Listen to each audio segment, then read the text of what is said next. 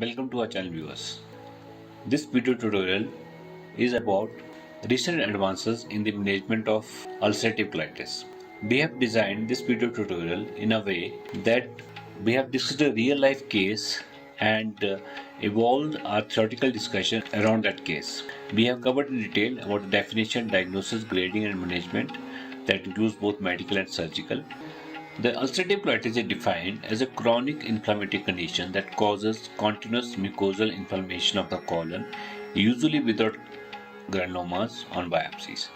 It affects the rectum and to a very extent the colon in a continuous fashion and is characterized by a relapsing and repeating course. So there are few words that we have to catch in this definition, that is continuous, and it starts from the anorectal junction and extend proximally.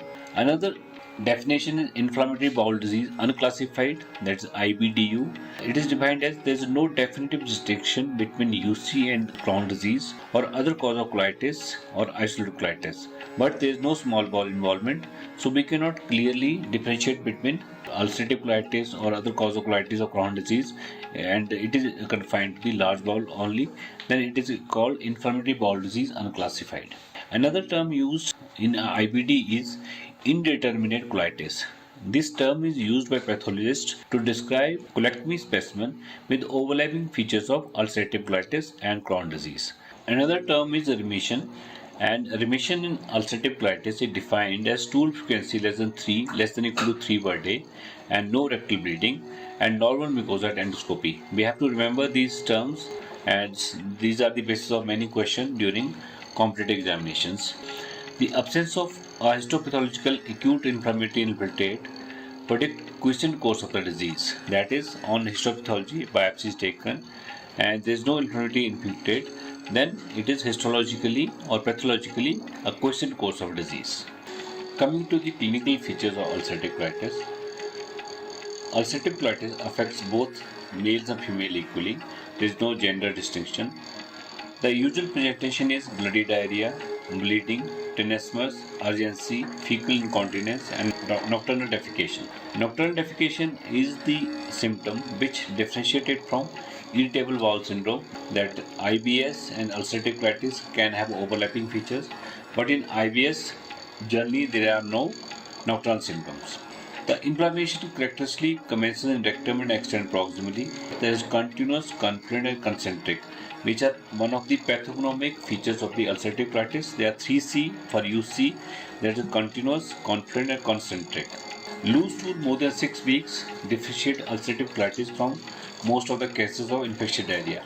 If a patient is presenting with loose stool of more than 6 week duration, then we have to think on the lines of inflammatory bowel disease or ulcerative colitis. There can be simple fistulas in case of ulcerative colitis, but recurrent or complex perineal fistulas should always raise the suspicion of Crohn's disease.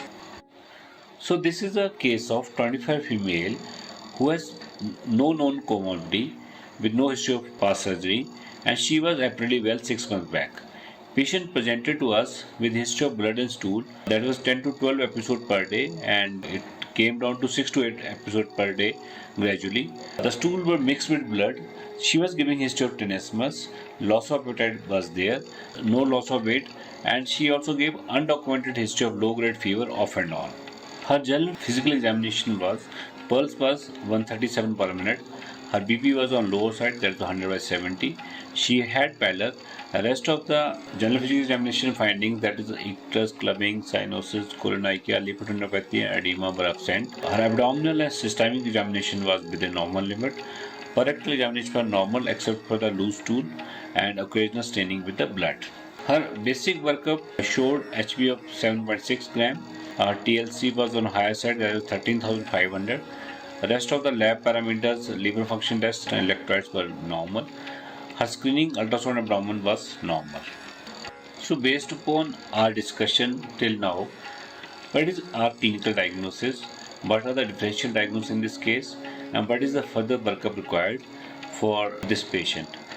And we'll discuss this case as the theoretical discussion evolves, so stay tuned. The risk factors for ulcerative colitis are family history of inflammatory bowel disease. A meta-analysis showed that appendectomy done for proven appendicitis before adulthood reduces the risk of inflammatory bowel disease by 69%.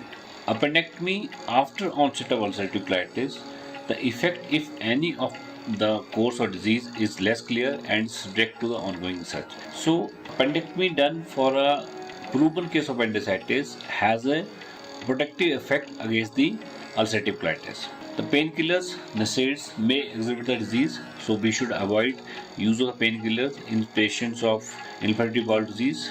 The preliminary evidence from open-label studies and double-blind controlled trial showed that selective COX-2 inhibitors are safe and can be used in case of ulcerative colitis patient if required.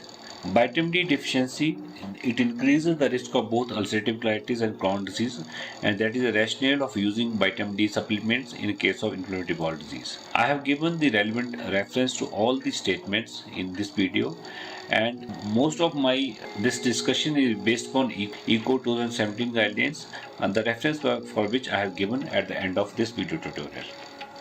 Phenotypically, there are basically three types of disease extent in ulcerative colitis. First figure is proctitis, when the inflammation is confined to rectum only below the rectosquamoid junction. It is in the case of 30 to 60% of patients, and symptoms are rectal bleeding, tenesmus, and urgency.